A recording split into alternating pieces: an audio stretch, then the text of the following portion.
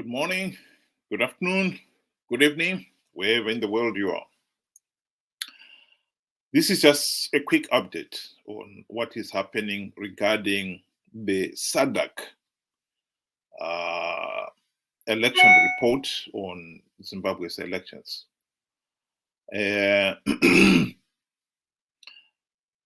As reported earlier, they are going to have an extraordinary SADC summit on the 31st of October to discuss the Zimbabwe election results. That is now confirmed.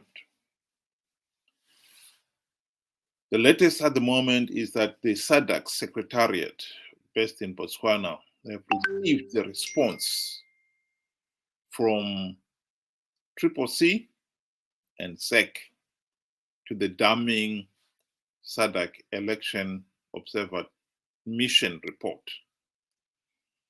They are now awaiting the response from ZANU PF, and they expect to receive it today. Apparently, the response from CCC was that the elections were flawed and illegal, and there should be fresh elections. And they want the fresh elections held in 3 or 6 months' time. That should be dismissed with contempt. What would have changed in 3 months' time? Yes, you can ask SADC to supervise those elections. But what next? The next elections, are we going to call SADC again to supervise the elections? This is a just meaningless cycle. Those elections, as we know, the 31st August elections, were blatantly rigged. There is something fundamentally wrong with our electoral process. And to just have somebody else supervise them without changing the fundamental problems, it's not going to change anything. We should deal with the problem. Let's deal with it. And to be quite honest, our friends in the opposition had the opportunity to deal with the problem, particularly during the GNU of 2008 to 2013, and they failed to implement even one meaningful democratic reform. As for ZEC's response, it's really immaterial. They failed to uphold, to deliver free, fair, and credible elections. That cannot be disputed. This is the most important conclusion by SADC in the SADC report, which I've got at the bottom of this screen there. What can ZEC say?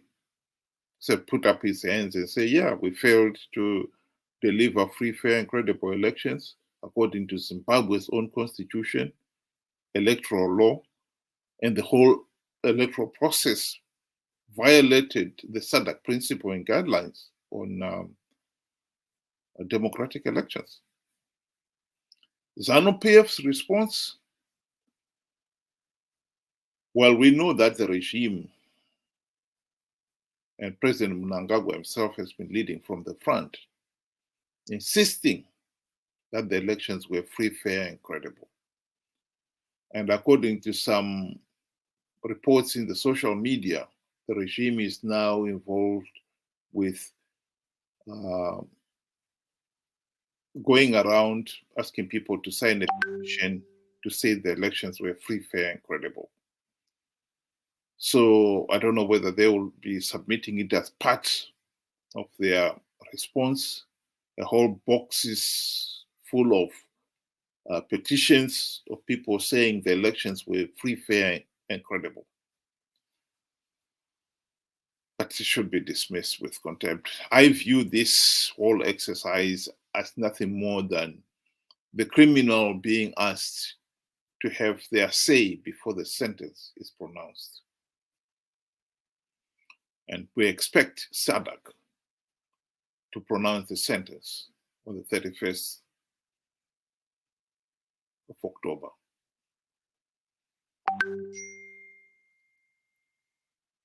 The election process was flawed and illegal. And I don't see how SADC heads can avoid that. That is the reality. And it is not only the SADC election observers who noted that. The AU election observer noted the same thing.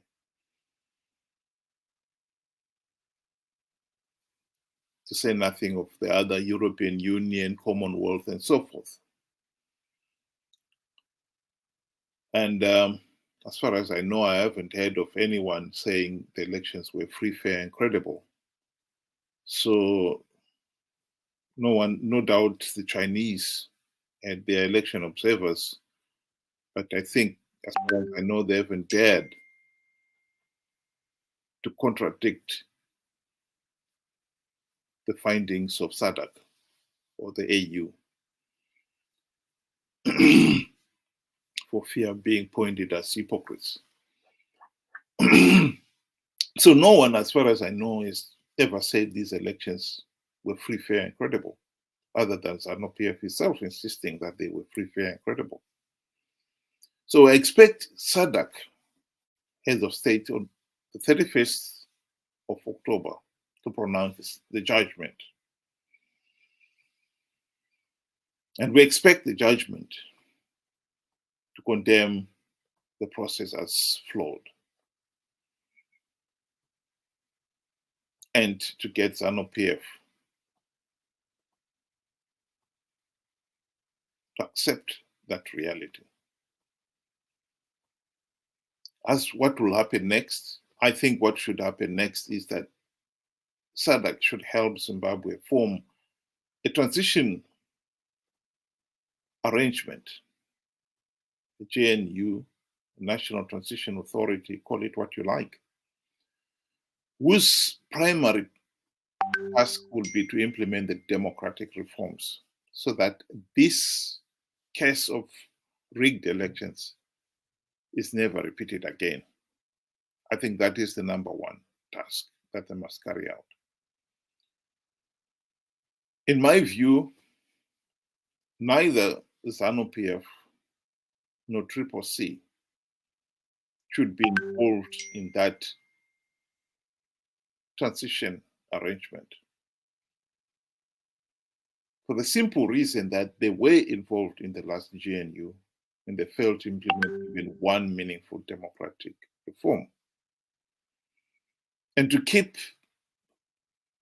bringing them back in, to me, is an exercise in futility.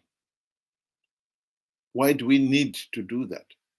It's absolutely ridiculous.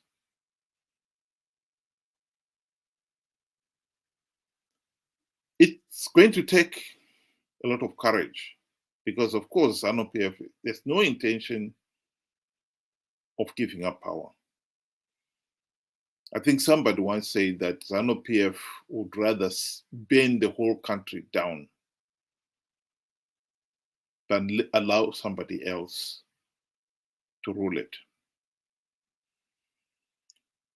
And CCC, instead of making sure that ZANU PF does not burn the country down, I think CCC have taken the cautious arrangement that they will not confront ZANU PF in terms of reforms and making sure that elections are free, fair, and credible, and choose to wait until ZANU PF has burned the whole country down. And they can finally rule without ZANU PF being there. I think this is ridiculous. They failed to implement even one meaningful democratic reform in 23 years and they've actually given up on reforms. They participated in these 2023 elections knowing fully well that the process is flawed. But as long as they got a few share of the seats, they're quite content with that while they wait for ZANU PF to burn the whole country down. I think the people of Zimbabwe have got to make up their mind. They want the reforms carried out so that we can start rebuilding the country rather than see it completely destroyed. So as far as I'm concerned, the two parties have got their own agenda for doing nothing about reforms. We want the reforms implemented, and you cannot trust ZANU PF and CCC to implement those reforms. It's as simple as that. So the transition authority should not include those two parties, period.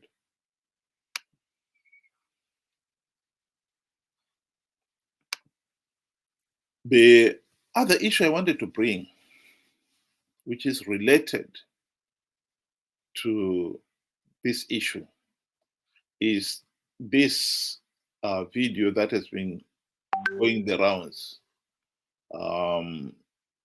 It's a recording of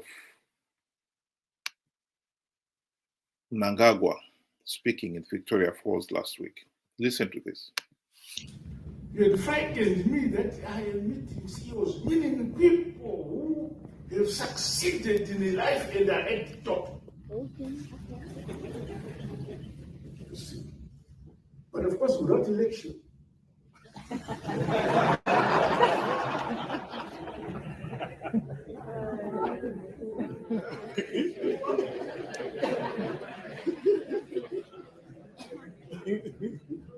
Which is good. Because in elections, you rig.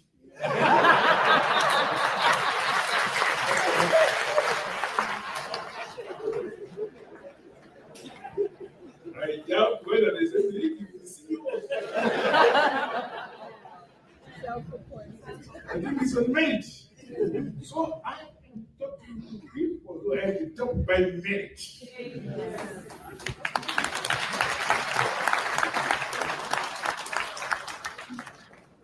Further, I hope. What I find really disappointing is that here was Mnangagwa admitting that he has been rigging elections.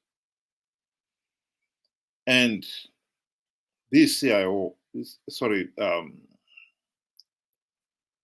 chief executive officers are the cream of the cream of Zimbabwe society. They are the leaders in society. If anyone expected anyone to know the serious situation Zimbabwe is in, these are the people you would look to. They should know that Zimbabwe is a failed state because the country has been stuck with ZANU PF for the last 43 years. The people would have changed ZANU PF, but they could not because ZANU PF rigs the elections. And here is the man admitting it. It's even making it into a joke. How anyone could laugh at such a joke, such a sick joke, beggars belief. If these leaders of industry and society do not find the situation in Zimbabwe unacceptable, and particularly the rigging of elections totally unacceptable, how could you expect my grandfather or my uncle in the rural backwaters to do otherwise. I am absolutely flabbergasted. Every time I see this video, I can't believe that we have got leaders who can be so indifferent to the realities of the country's situation. I can't believe it. No wonder the country is in a mess. And no wonder the country is stuck. That is one of the biggest problems we have in Zimbabwe. But to come back to the situation I was talking about earlier on, SADC leaders on the 31st of October will be saying to themselves, okay, the elections were rigged. The election observers have noted that. If we say ZANU PF is illegitimate, who are we going to put in their place? Who are we going to appoint in this interim arrangement that's supposed to take the country out of this mess? And if this is something to go by, if the leaders of Zimbabwe's industries, the chief executive officers from the various sectors of the Zimbabwe society are so naive that they don't even see the problem of rigged elections.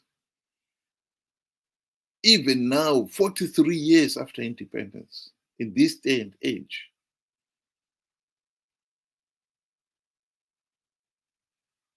who are we going to find to do this work for?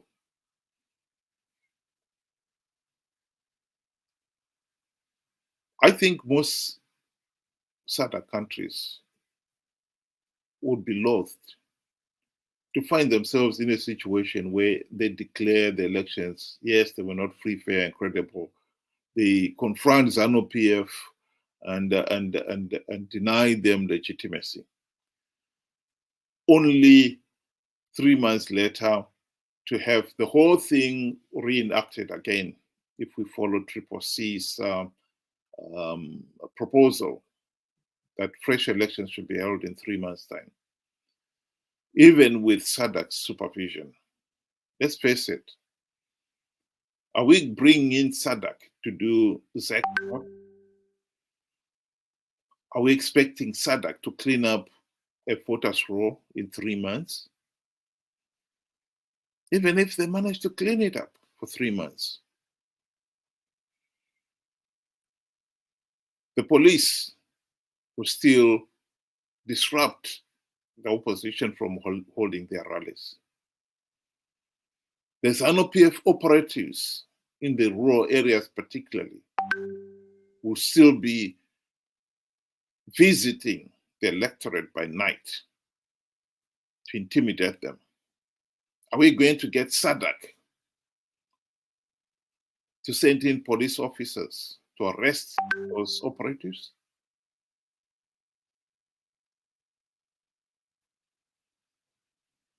The judges. We know that Zimbabwean judiciary is captured. Are we going to get SADC to bring in judges too? This is becoming a nightmare.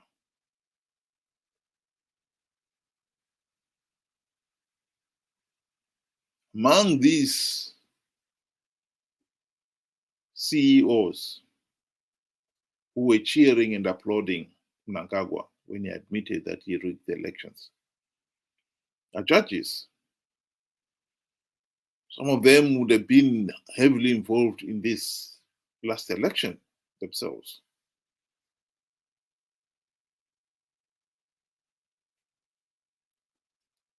and no doubt would have been duly rewarded for their contribution, and that's why they are indifferent to the consequences. This is a nightmare. And I think Zimbabweans should not underestimate it. We have got a problem here. If those at the top of society are indifferent to what is happening, who is going to fix this problem? SADC has done us a big favor.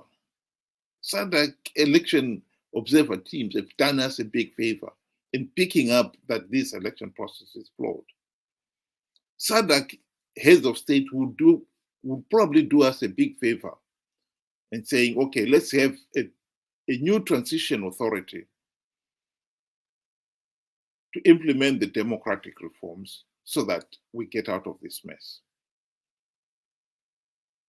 But they cannot have that interim government arrangement run by foreigners, SADC officials, and not Zimbabweans. No Zimbabweans involved. Because at the present moment, to be quite honest, who is going to be the Zimbabwean we could trust to implement those reforms? We've already said CCC were involved in the last GNU. They failed to implement even one meaningful reform. And to be quite honest, bringing them back in is a waste of time. ZANU PF itself, they've got their own agenda. They don't want regime change. They're not going to reform themselves out of office. So if they were to be in that interim arrangement, it will be purely to make sure that no meaningful reforms are implemented. If we turn to some of our leaders in society, it doesn't get any higher than a chief executive officer of a big company, a five-star hotel, etc., etc. And yet here they are. Mnangagwa is telling them that he rigged the elections and they think it is a joke. I have to admit it. I am absolutely disgusted. I can't believe. If SADC leaders come the 31st of October, decide they're going to just give a slap on the wrist to ZANU PF and grant the regime legitimacy and allow the regime to carry on, I can't say I will blame them either.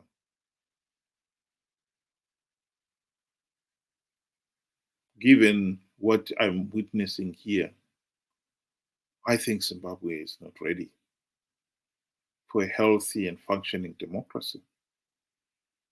We seem to be content,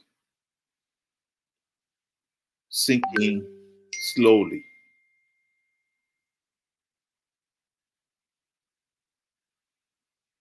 And we are sinking. Zimbabwe is a failed state, and we are sinking. We can't even hold free, fair, and credible elections after 43 years of independence in this day and age. Jesus. I am disappointed, I'll be honest with you. Before I close, I just want to have a look at some of the comments of some of the listeners out there.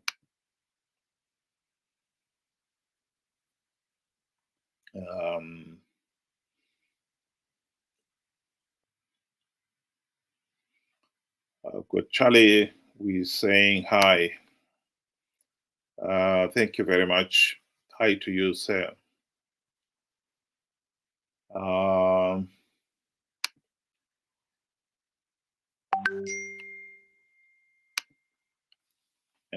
Nyasha is also on the line, and he's saying, Ndigonera mkoma wangu Ndanswa. Well, this is how Zimbabwe is all our country, and we really have got to do something about it. The situation, if we can't improve it, who is going to improve it? And Tawanda says, hashtag free Zimbabwe. Yeah, it's easier said than done. We had our independence in 1980. And I think it is no exaggeration that we got from the frying pan into the fire. Or because of failing to govern ourselves, of course. And Marvel says, Marvel, sorry, Matadi, says free Zimbabwe. Yeah, free Zimbabwe indeed. Don't know whether you're saying we are free Zimbabwe now or we need to free ourselves after we freed ourselves from white colonial rule.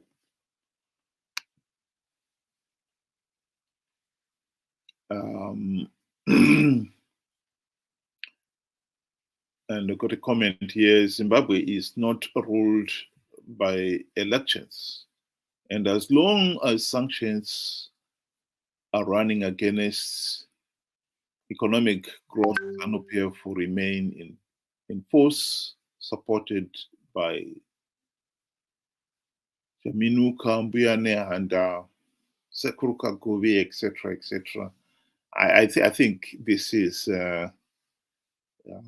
becoming rhetorical. The sanctions were introduced in 2001, for instance.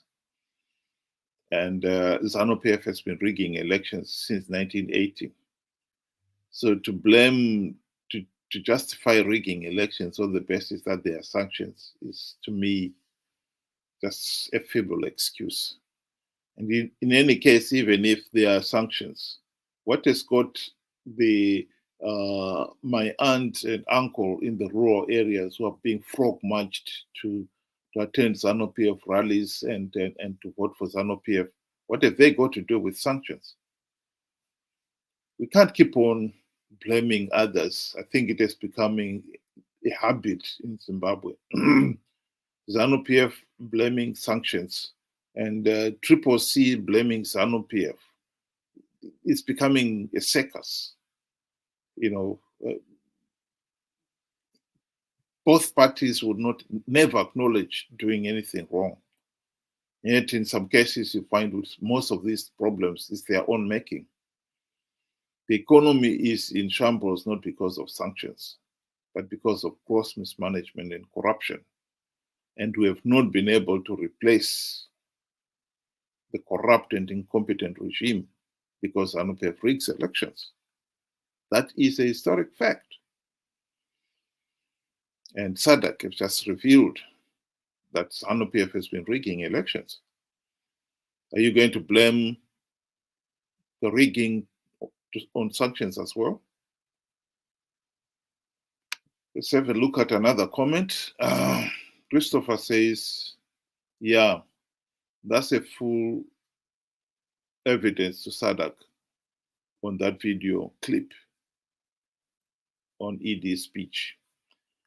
Well, I think in this particular case, they already have even more solid evidence rather than hearsay that the elections were rigged. But I agree. I think, to be quite honest, we've got a regime now that is not even ashamed that they are rigging elections. Just as much as Mnangagwa is not ashamed that there is looting in Zimbabwe. And that's why you find he wasn't even shocked to hear of Mbafa for ED. That is where we are as a country. And I think ordinary people, ordinary Zimbabweans accepting that sort of situation as well, to me, is unforgivable. We are the ones who should be saying this is totally unacceptable, and yet we are not doing so. Another comment here from Lloyd. Nkoma Simba Zanu.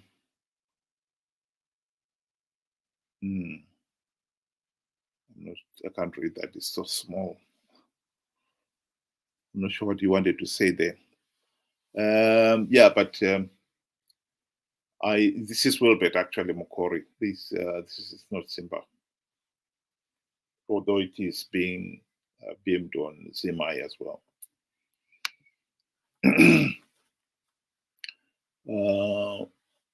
Chamnorwa says, if CCC boycotted these elections, we wouldn't have got to this to expose these elections. I think that argument is a fallacious argument. In other words, it's going round and round in circles.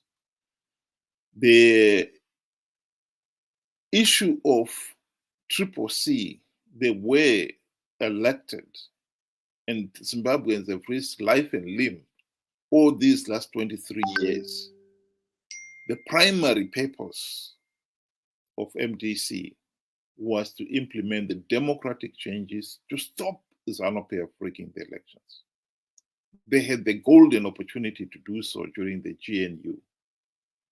They failed to implement even one meaningful reform.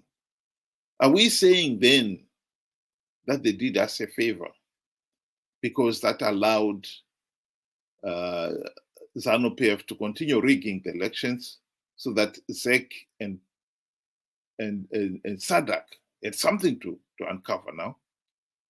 That's a vicious circle. We wanted the reforms implemented to stop ZANU PF rigging the elections. And to keep on arguing that somehow it is to our benefit is a ridiculous argument. It is not. The truth of the matter is they failed to implement even one meaningful reform during the GNU because Mugabe bribed them and they were busy enjoying themselves during the GNU. They forgot about reforms. And they've been participating in these flawed elections because they also know that ZANU PF is giving away a few gravity seats to entice the opposition to participate. And if you don't believe me, maybe you should believe people like David Coulthard, who have admitted this in his own book. Participating in these flawed elections has been out of greed. That is a historic fact that I think some of the people in the opposition do not want to accept. But it is, whether you care to accept it or not, is irrelevant. The point is, it is a historic fact. I've got another comment here. While it's Free Zimbabwe again, is Zazisai Isaac is the criminals are ZANU and ZEC and not CCC, as you said. Well, I will still stand by my word. If CCC failed to implement even one meaningful democratic change when they had the golden opportunity to do so during the GNU, I can't say how I can't see how anyone can say they are not conniving in this process. Particularly more so when you're thinking of what is the way forward. The way forward is that we want a national transition authority. And in that national transition authority, we want men and women who will implement the reforms. If you're going to get CCC in that national transition authority, to me, you're only repeating the same mistake.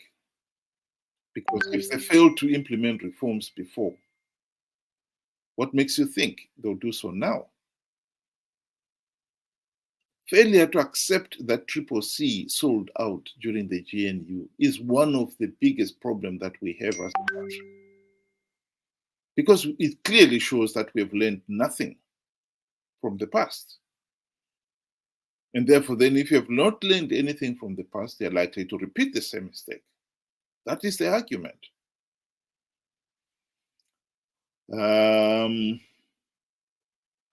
I've got another one saying free Zimbabwe as well. Junior here.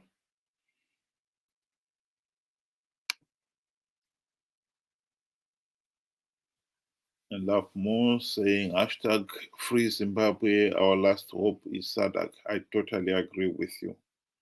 Although in this particular case, if I was SADC, I must admit I am dreading the prospect of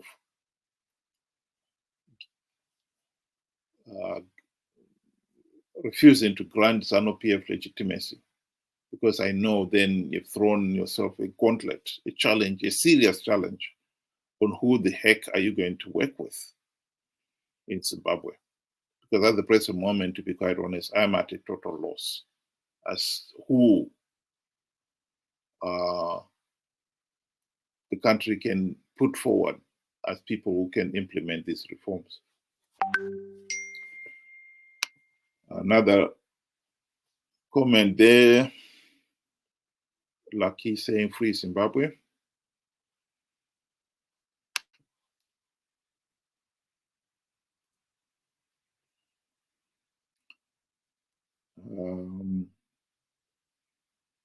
Beck,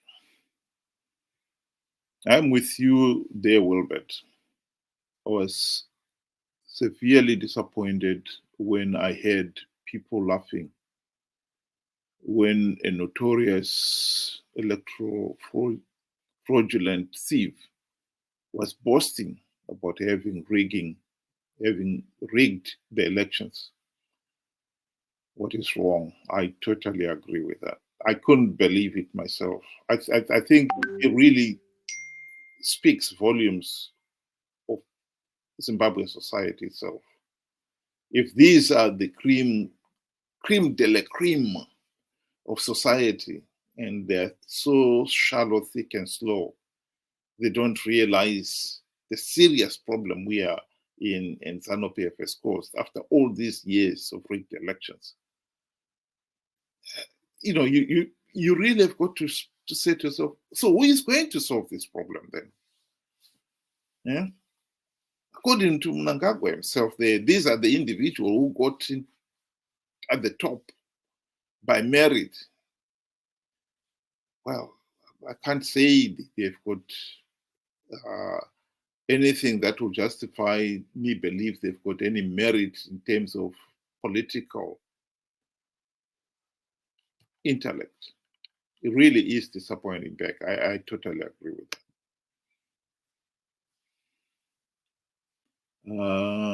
Chinyani says Zimbabwe is a sovereign state who is a member of SADC. Yes, but sovereignty has got to be derived from the people. Legitimacy has got to be derived from the people through free, fair, and credible elections. And if the elections were not free, fair, and credible, we do not have a legitimate government. It is as simple as that.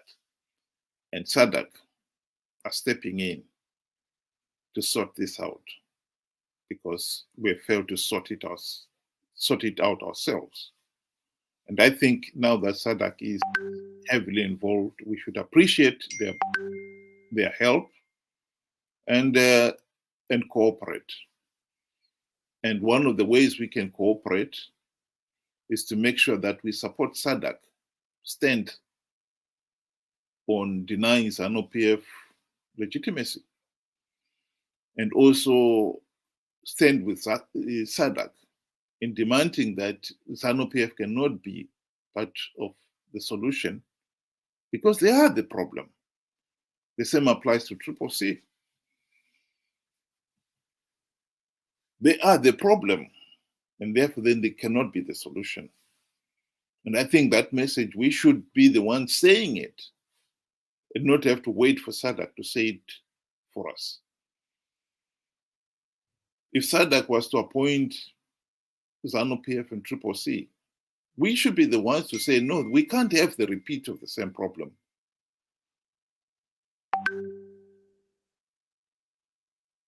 It's us who, at the end of the day, will have to live with this problem. This is our second chance, second bite at the cherry to solve this problem of rigged elections. Let's make sure we solve it. Another comment here from Felix. I really think Chamisa is also a criminal in a way or another. He promised that rigging is not going to happen, not anymore. To our surprise, that plan is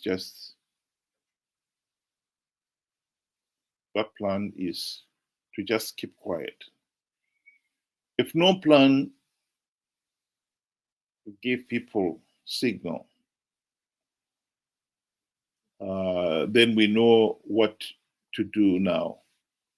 Or next time we are faced, I think you meant, with this challenge.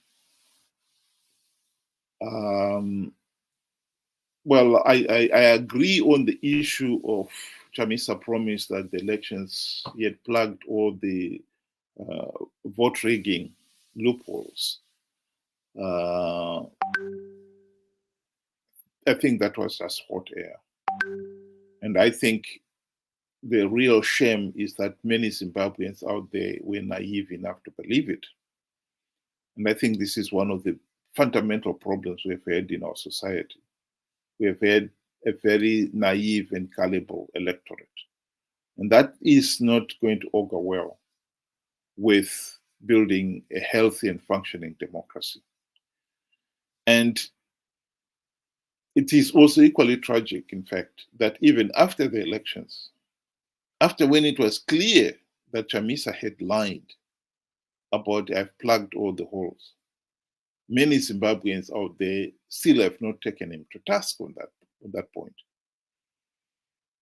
They're still willing to hold him and worship him as if he's a demigod who can do nothing wrong. That is a fundamental weakness in our society. Democracy demands an electorate that is well-informed and very diligent, that is willing to stand up and hold those in positions of power and authority to account, not an electorate that is willing to accept whatever is dished out to them. I think it is a serious problem. And if we think we can get away with it, well, we are being very naive. There is another comment from Wellington. Thank you, SADC. I totally agree with you there. You are our hope to run free, fair, and credible elections. ZANU PF have captured all systems. That's equally true. ZANU PF knows that no one likes them, I think you meant. We are tired of lies. We are Zimbabweans. We are no longer interested in ZANU PF. Well, as long as ZANU PF is able to rig elections, they will stay in power until the donkeys grow horns, as some of the ZANU PF cronies have been posting. The video that I just played there, Mnangagwa is admitting he is at the top. He has got the top job in the country, not just a company, in the country. And he himself admits that he has managed to hang on to it because he rigs the elections. And if we can't solve this problem, he will stay in power. I think so far we have failed to solve that problem. And I think we should take it more seriously than we have done so far. And so far, we've not shown any great initiative. Another comment from Dustin. ZANU PF is not Zimbabwe. It belongs to all Zimbabweans. Therefore, enough is enough. ZANU PF must go. Well, the slogan ZANU PF must go is not enough. It's not going to remove ZANU PF. As long as they can rig the elections, they'll stay in. The challenge really is to stop ZANU PF rigging the elections. And at the present moment, we had the opportunity to do so during the 2008 to 2013 GNU, and we failed to implement even one meaningful democratic reform to stop the rigging. SADC is giving us another bite of the cherry, and we must make it count. And one of the ways to make sure that we get it right this time is making sure that we have got people lined up who are competent, who are committed to implementing those democratic reforms. And that we Zimbabweans, we should refuse to be weighed down by ZANU PF, because I can tell you, ZANU PF is not going to give up easily. They would want, even if they're told that the elections were rigged, you are illegitimate, they would want to be involved in the GNU or the National Transition Authority, whatever it is. And once they are there, their purpose is to make sure that no reforms are implemented. They will be fighting, and ZANU PF does not fight clean, as we all know. So this fight is only just beginning. But I think we Zimbabweans should be ready and not accept to be compromised. ZANU PF has held the nation to ransom for 43 years. We can stop them now. Here is another comment from Trust. Thank you, my brother. We need our Zimbabwe free. We need independence, not an artificial one. I totally agree with you. If we keep rigging elections, this is not the independence that we talked about. Every Zimbabwean should have a meaningful say in the governance of the country. I think that is at the very heart of good governance. And we have not had good governance. That's why we are in this mess. And the only way to make sure we restore that is making sure we implement all the democratic reforms. And this time we must get it right. Another comment from Jamnorwa. MDC is dead and over. CCC have learned from that mistake and they are correcting it. Well, I beg to differ with you there. I think we should not fall into this trap of politicians changing their name and pretending that they had nothing to do with the past. This is no different from Mnangagwa with his Second Republic.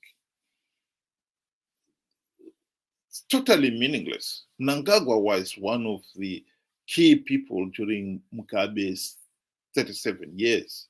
And now to pretend as if he had nothing to do with that is absolutely ridiculous. And the same applies with CCC. CCC was just MDC alliance dusted up and given a new name, new regalia. And some of the officials in CCC are the same officials who were in MDC alliance.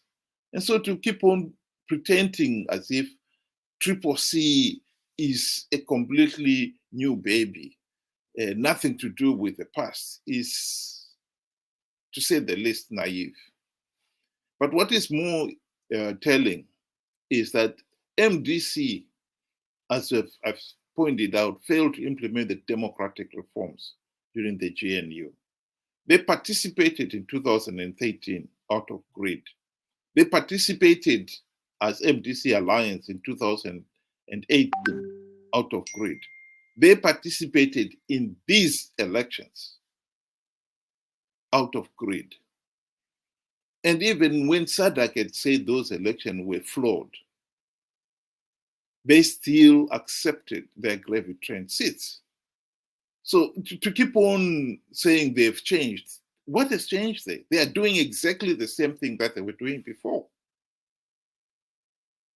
You know, I think we should not fall into that easy trap of being told, "Oh, I've changed." A snake that has just shed off its old coat, a cobra that has just shed out its old coat, is still a cobra. You know, and we should not be deceived by saying Guru or Acho and think, well, no, it is a different snake. It is not. I think that is important.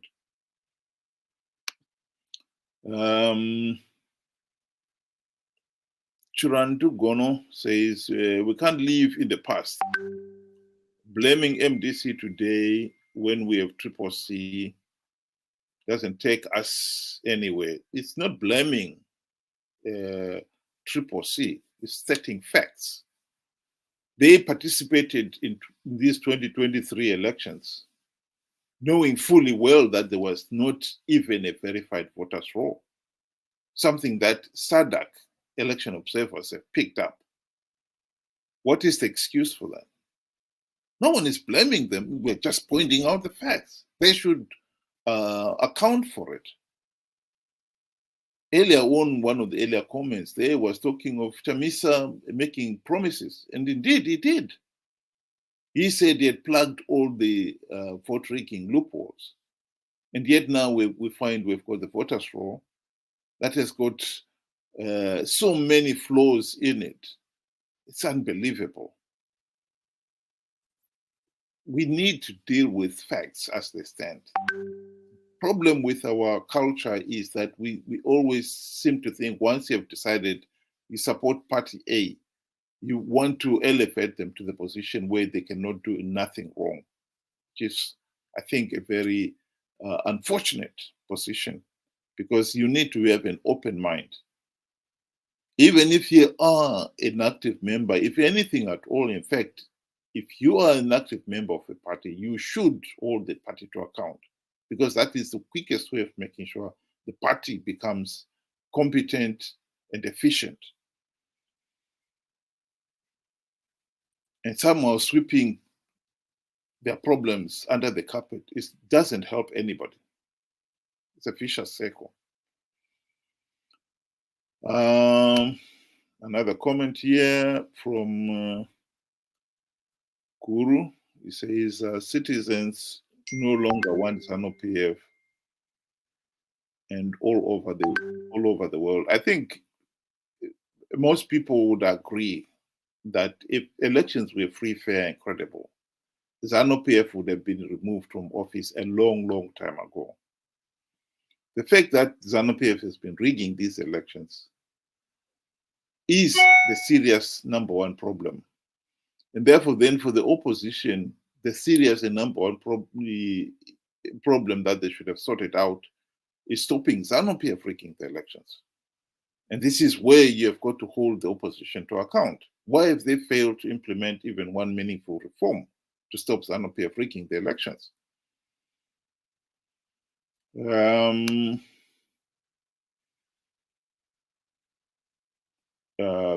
Louis says Chamisa is a spy. Well, I don't know about that. I think that is an issue that I cannot comment on. Mbabo says, I feel let's give encouragement ideas, not just blaming without alternatives. Well, it's not blaming. I think people have got to snap out of this idea that when somebody is being held to account, you're blaming them. They should account for their failures. If they've got justification for it, they should say it. And I think the electorate should not jump to the defense of the leaders. Let the leaders themselves account for what they've done. That is part and parcel of a healthy democracy. In fact, everybody has got a duty to hold those in public office to account. It's not a luxury, it's a duty. And we should take it very seriously. And I think it is most unfortunate that some of our people have got the mentality that if you belong to a party, your allegiance to the party is such that you don't hold them to account. You don't question what the leaders do. This is the kind of mentality that I think George Orwell was trying to portray in his book Animal Farm. Where characters like Boxer the horse believed that Napoleon is always right. When you have that mentality, of course, if the leader is always right, you never hold them to account. And this mentality of Chamisa Chete Chete, I think, is one of the contributory factors why we are in this mess. We talked about earlier on there why people participated in an electoral process that was so flawed, we didn't even have a verified voters roll. But when Chamisa said he has plugged all the holes, what else can you say? You accept it. You believe it. I think we've got to snap out of it. Chamnurwa comes back and says, yes, been properly advised to go into elections and expose them. Well, we should not deceive ourselves and say his participation exposed the vote rigging. The vote rigging was already there because no reforms were implemented. That is a fact. The same vote rigging happened in 2018, and SADC officials then turned a blind eye to it and endorsed those elections. The same applies to 2013. And CCC were participating in these flawed elections with the same view. So the fact that we happen to be lucky this time that we had a new SADC election observer team who looked at the problem and openly and unflinchingly pointed out the flaws in the process is to the credit of those officials, not to the credit of CCC. I think we really need to snap out of this idea of thinking that CCC did us a favor, MDC did us a favor by not implementing reforms.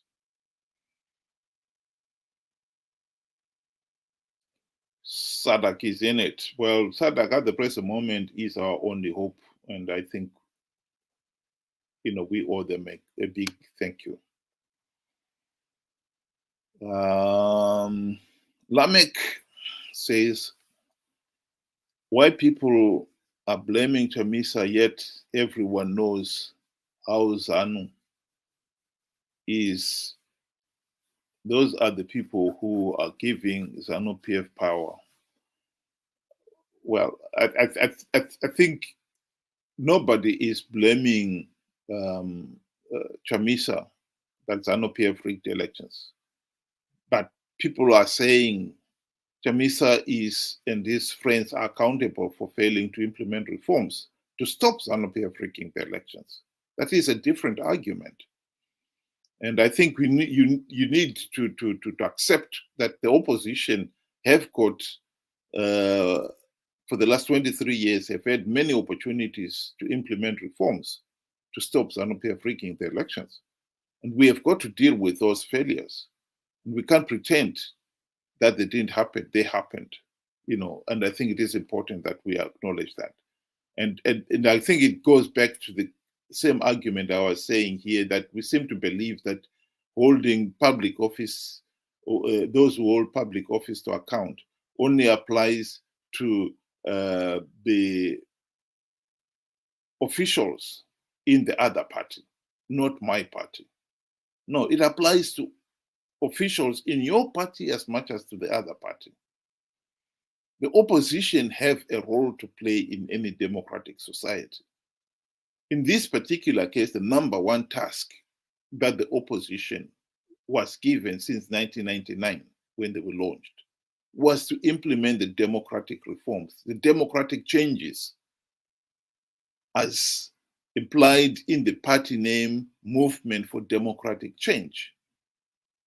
After 23 years, it is absolutely logical to ask them, what democratic changes have you brought? And to say, to fail to do so is to fail in your duty to hold those in public office to account. So I think we really need to snap out of this. I think as a people, it has undermined our own effectiveness as in our efforts to build a democratic nation.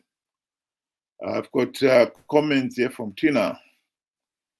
I feel that is people in the diaspora also letting us down. I say this because they are able to make their voices heard without being persecuted. They are not supporting those back home with full force. Well, I think those in the diaspora could do a lot better.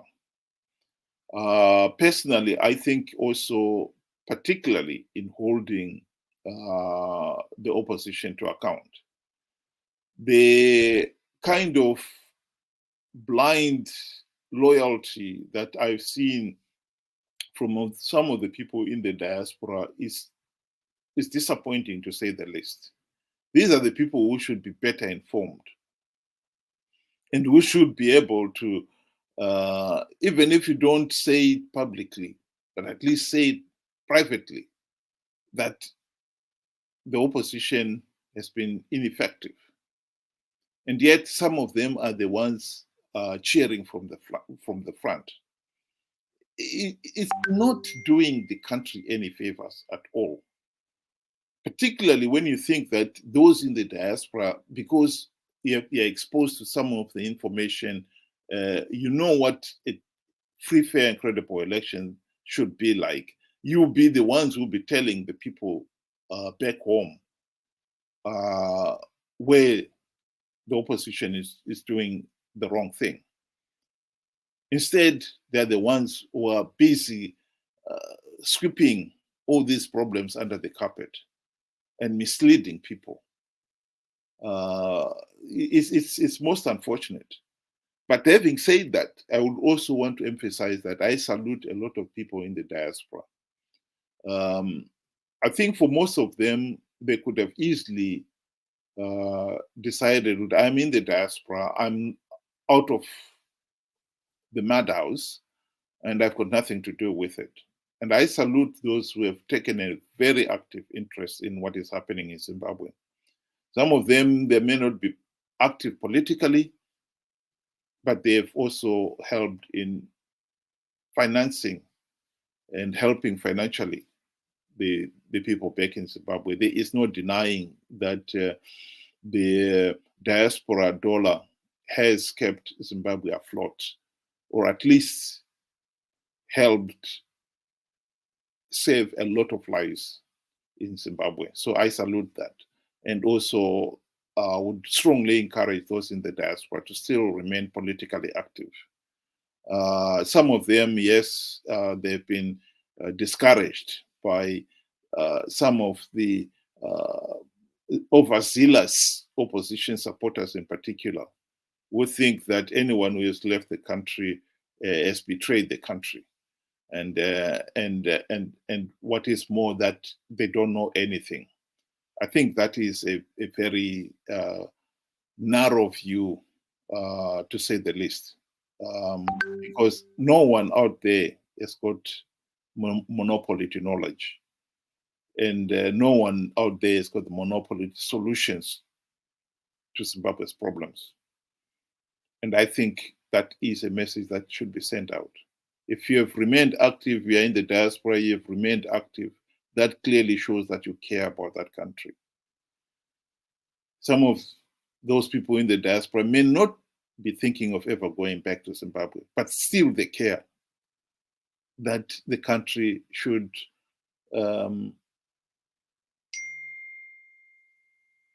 not be in this mess,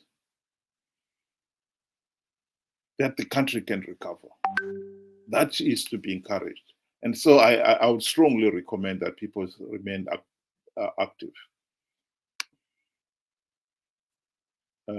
Tina, you followed up with, if Mnangagwa admitted to rigging, what have the diasporians done? Have they gone to the embassies and campaigned and complained? Well, I think in this particular case, the fact that Zimbabweans have not really highlighted this problem. I mean, I'm disappointed by that video. I can't deny that. And I think many Zimbabweans circulating it and maybe commenting on it and condemning it could also help. As for the embassies, saying the West, the West has been saying all along that Zimbabwe has been, ZANU PF has been rigging the elections. And I think it is Zimbabweans themselves who have not played our part in condemning that. I think we could have been even more active than we have.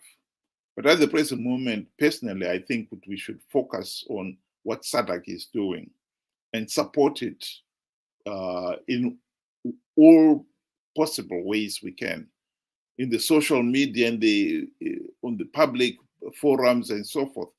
This is the time when we could really raise our voice and make sure that we articulate what solution we want.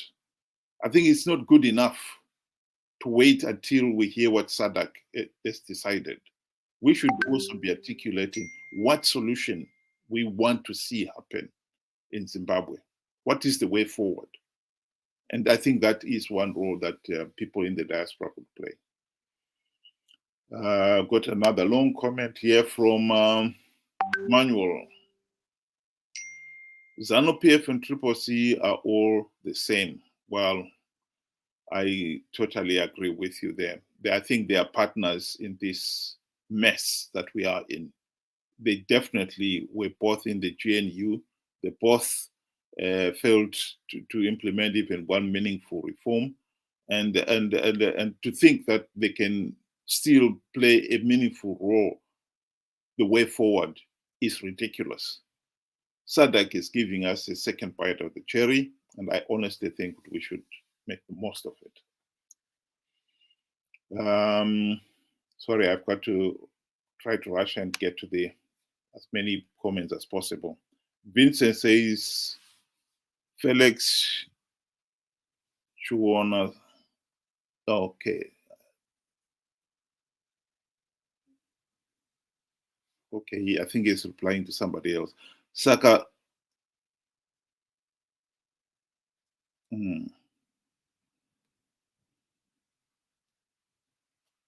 Okay, I'm not sure what you're trying to say there.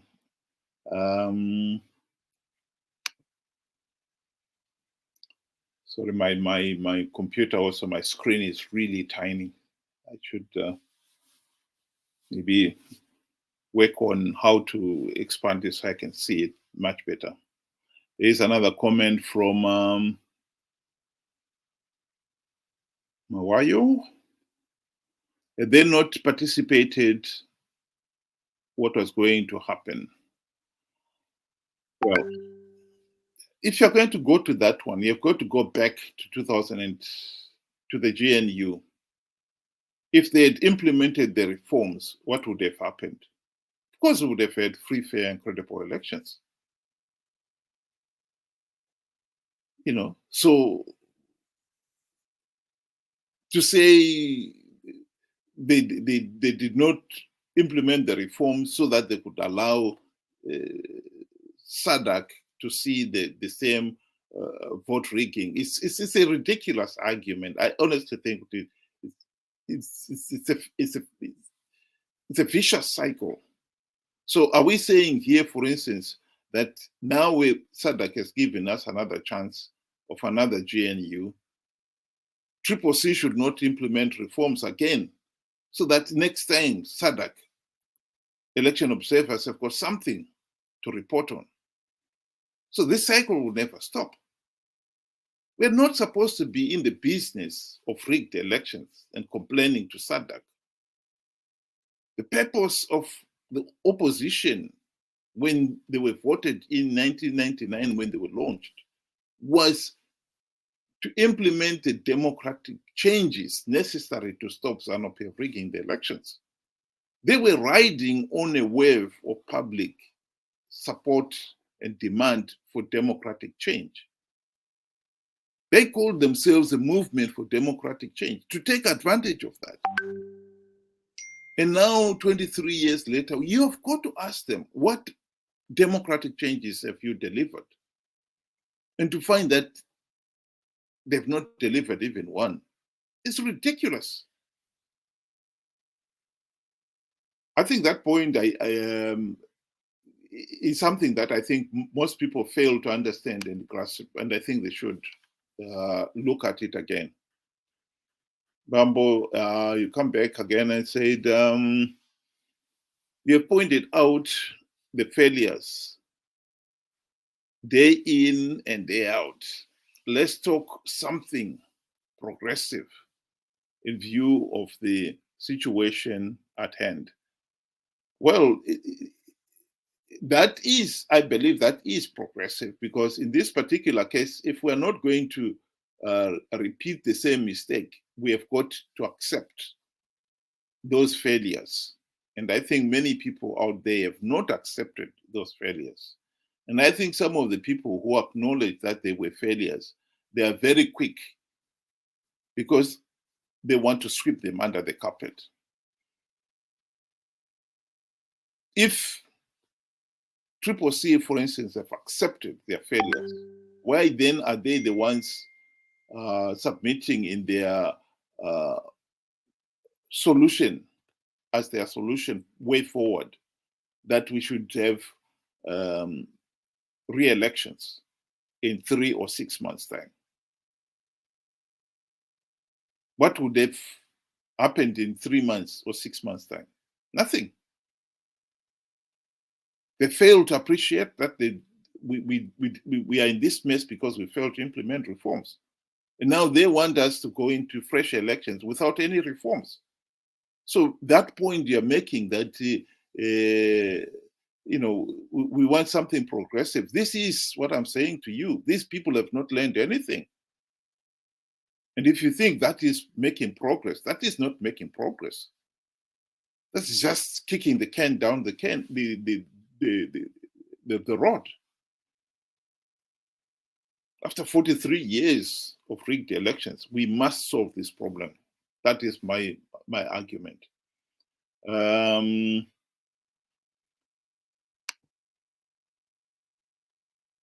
Samnor says Monzora boycotted. What's your say on him? I think Monzora is he is not a major player in this. And to try to bring him in and elevate him to the point as if he's a major player who is going to change our destiny is to make the mistake. We have got other bigger issues to focus on. Monzora is small fish to me. He failed to implement reforms when he had the golden opportunity, as did the rest of the other MDC leaders. Lamek says, I want to understand something. Why did we go to elections without voters' roll? Well, Lamek, you've got to say to yourself, this is something that is at the very heart of the GNU of 2008 to 2013. The democratic reforms that were supposed to be implemented were supposed to fix all those problems so that we've got free, fair, and credible elections. None of those reforms were implemented. Why? You could ask. And when they realized that they'd not implemented the reforms, why is the opposition continued to participate in these flawed elections without reforms? The answer is still the same. The same reason they failed to implement reforms during the GNU is the same reason they've been participating in flawed elections. Greed. That is, before I finish this, I will show you an extract from David Coulter's book. Let me just go through the comments. I don't know whether, I think we're probably getting to the bottom of them now.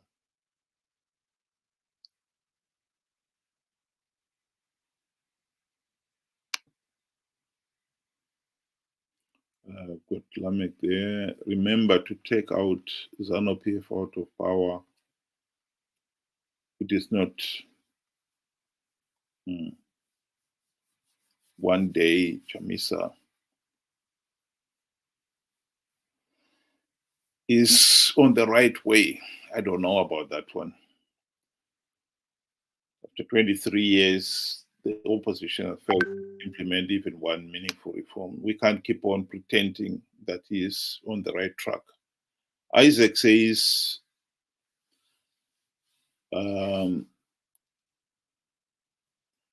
we've had enough of blaming the victims.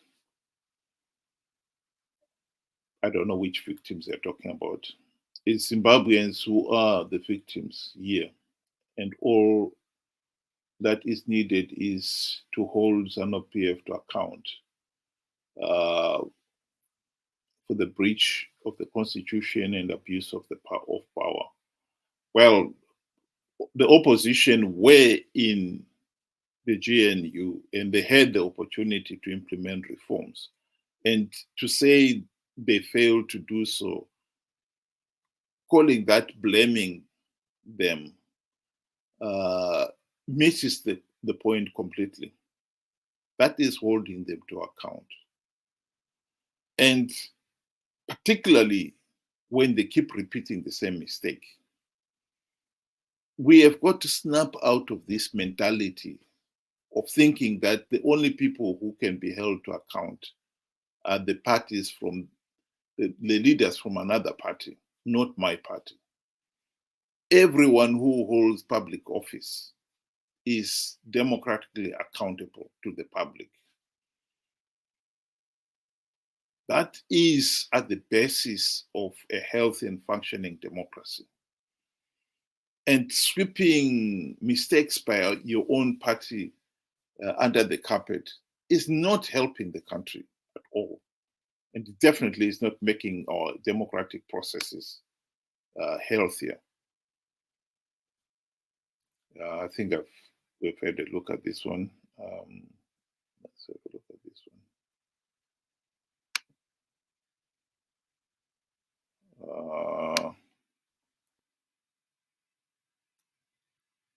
Junior have not said anything there. Wellington. Okay. Those chief executive officers in Mnangagwa, imbavadzese adzinabasa nokuti povo. I think that could well explain some of the situations there. In Zimbabwe, it cannot be denied that most people who are doing well are not doing well out of merit, actually. They're doing well because they've got the right political connections. This is why it is so difficult to do business in Zimbabwe. And some of them maybe were cheering because they fear that if they get, they fail to cheer, they could be singled out. That is another problem in Zimbabwe, where people are doing this something to protect their own selfish interests, even at the expense of the overall national good. So I think that those points cannot be denied.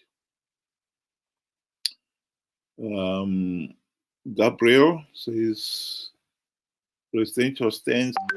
Well, this is somebody who's advertising. Jessica says, please, we're tired of ZANU PF must go. Well, as much as we are tired, as long as they still remain, if SADC grants them political legitimacy, then we are stuck with them for the next 5 years. And I must admit, the prospect of that is makes me sick in the stomach. Let's put it that way. Moyo says, I blame the chief executive officers who laughed when he said that. Well, I think we should really seriously take them to task on that one. This kind of thing is totally unacceptable, particularly from those who are supposed to be cream de la cream of society. We can't all be selfish. That's just because they are making it doesn't mean they should be oblivious of the political situation back at home. Lamek, you're saying the mistake was going to elections without voters' roll. No one is accountable about how many people registered. Chamisa was to stop there until voters' roll was transparent and to all citizens. I totally agree. I think the election process itself in Zimbabwe, particularly if we look at the opposition, they have played their part in allowing ZANU PF to rig elections and get away with it, particularly during the GNU when they should have implemented the democratic reforms. That cannot be denied. Jacob is talking about job scholar. I think that one is without saying whether we belong to another party. No one should be subjected to what job scholar is being subjected to. I think that point must be made very clear. We want a democratic Zimbabwe where there is rule of law. If you commit a crime, you should be arrested, brought before the courts of law, and have due process. That is part and parcel of a healthy and functioning democratic state. What is happening with Job Scholar is an outrage. He has not been convicted, and it's now over a year. You know, it only emphasizes what kind of regime we have in ZANU PF. These are thugs through and through. They want to make an example of Job Scholar, to scare everybody into silent submission to their tyrannical rule. That is what we are saying here. And I think every Zimbabwean should condemn that kind of thuggery. Susanna says ZANU PF. Yeah, but, well, I think everybody will agree with you, but getting it done is not going to be, is the challenge. At the present moment, like I said, SADC have done us a big favor. And if we make the most of this favor, we could get out of this. This is our get out of jail card. as far as I'm concerned, what SADC is doing. But we need to show them that we now know what we want in Zimbabwe, and we're willing to fight for it. Just one more comment from Grace. As much as people may blame the opposition, but the situation on the ground is different. ZANU PF will continue amending laws left, right, and center.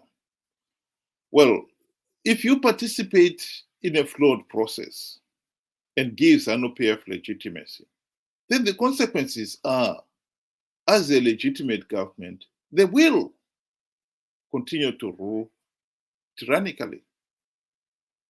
I think at this point, I'll stop there and show you the comment that I was talking about from David Coulthard. This is David Coulthard in his book, which I don't know whether some of you have had a chance to read, but it is worthwhile reading. In that book, David Coulthard, this is he is writing about the election soon after the 2013 elections. The 2013 election process was so flawed, so illegal, that the only logical step was to withdraw, which would have compelled SADC to hold ZANU PF to account. But such was the distrust between MDCT and MDCN that neither could withdraw for fear that the other would remain in the election, winning seats and giving the process credibility. In other words, they participated in those elections because they knew that ZANU PF was giving away a few seats and they wanted those seats. They participated out of greed. They knew that by participating, you are giving the process credibility. And yet they still participated. I think the likes of David Coulthard tried to talk his MDC friends into accepting, remember, this is after 2013 election, to make sure that next time they would not participate.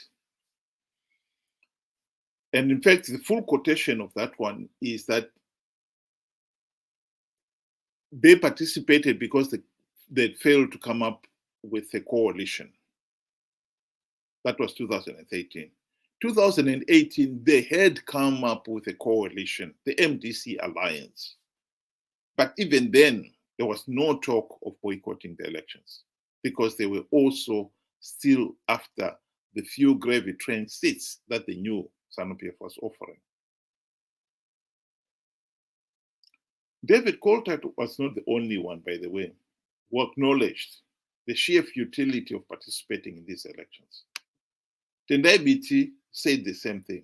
And this is Tendai Biti in an interview he gave in 2015, saying exactly the same thing and trying to also persuade some of his fellow opposition members that we should not continue participating in these flawed elections. That is the problem. When they failed to persuade their fellow opposition members not to participate, they turned around and participated themselves. Tendai Biti was desperate to be in the 2023 elections. We know he tried to hang on to his party as to represent the CCC in the elections as a member of parliament, and he failed. David Coulthard, he was senator last time. Before that, he was a member of parliament. This time, he participated, but decided he was going to be a councillor and then mayor of the city of Bulawayo. And he is now the mayor of the city of Bulawayo. So he participated in the process, knowing fully well that this process is flawed. But he knew there is an opportunity for him to become mayor and have a gravy transit. We cannot keep on sweeping that under the carpet. This is the reality. The opposition's participation in elections in Zimbabwe is not a secret. Mnangagwa, in fact, after 2018, has enhanced to entice more people to keep on participating by creating Pollard. Pollard serves no other purpose other than to reward those who lost in the presidential race. The most crucial thing that they had to do to get into Pollard was for them to publicly admit that the elections were free, fair, and credible, and Mnangagwa is legitimate. In 2023, Mnangagwa knew that Pollard was going to attract a lot of interest. Many people would want to be in Pollard, who would refuse a 60,000 vehicle, a diplomatic passport, and many other frisbees that come with Pollard. But to limit the number of participants in the presidential election, he introduced the rule that you've got to pay the US 20,000 nomination fee. Of course, many people could not afford that. And so we ended up with only 11. I believe you. I believe that if there had not been such a steep nomination fees, we would have seen a whole lot more presidential candidates in 2023 than we even saw in 2018. 2018 were 23 of them. This time, I wouldn't have been surprised at all if we had 80 of them. All after the Pollard, or most of them would be after the Pollard. In this recent race, Mnangagwa got 52.6% of the vote, according to ZEC. Chamisa got 44% of the vote. The remaining 9 candidates had between them the 3.4% of the vote. And if the dust had settled down right now, I can tell you now that a number of them would have publicly pronounced the election free, fair, and credible, and would have been in Pollard. And they would be driving their twin cabs. And unlike you and me, traveling around with their diplomatic passports at taxpayers' expense.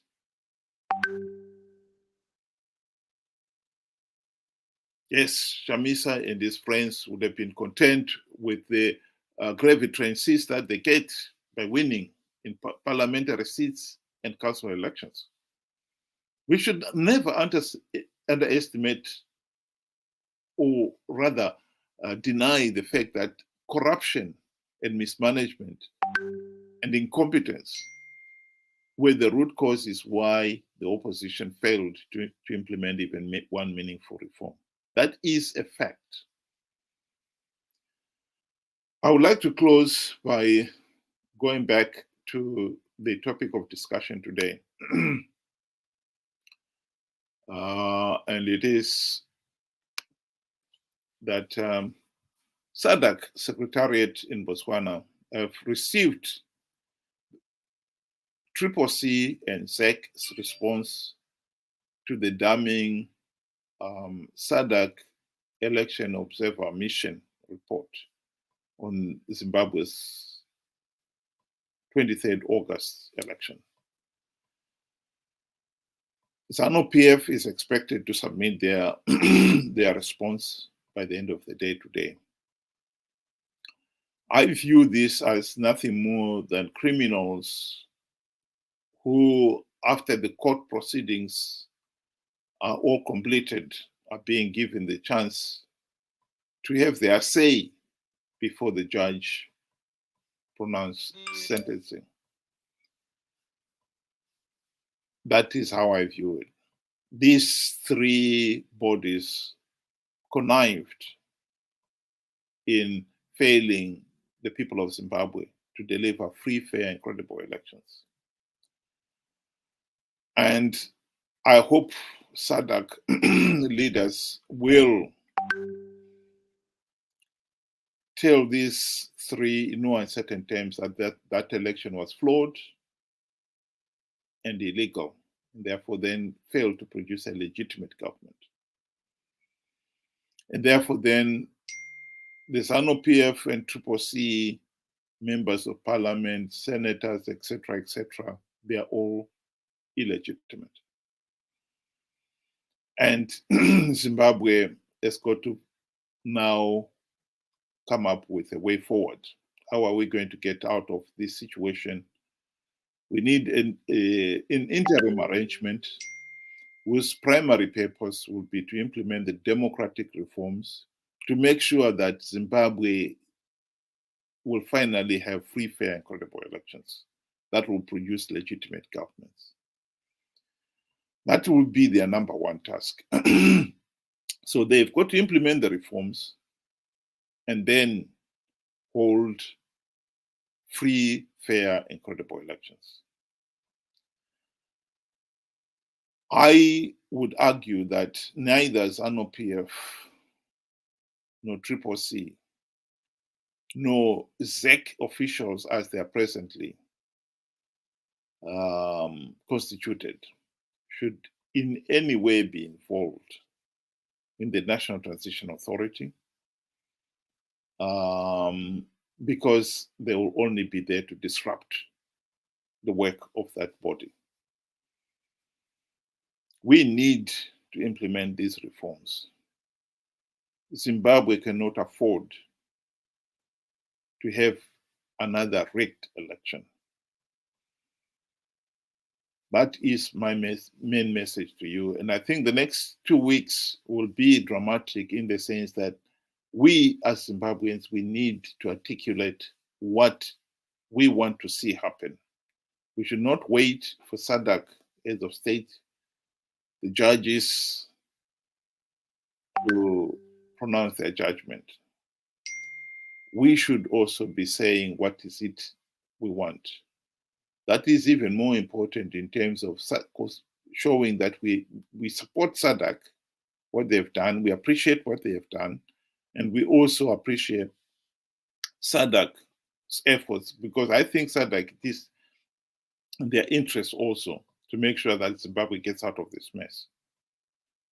And I think given the opportunity, they would definitely want to see a competent National Transition Authority that will implement the reforms. We have got to show SADC that we appreciate what that takes, and that is exactly what we also want. With that, I would say thank you very much for listening, and let's meet again and discuss this issue, because I think this is probably the game changer. If SADC, which they have done, upheld the SADC report, and now going to make their decision, this is what will change Zimbabwe if we play our cards right. if we manage to get the reforms implemented, and we, the people of Zimbabwe, must see to it that that is done.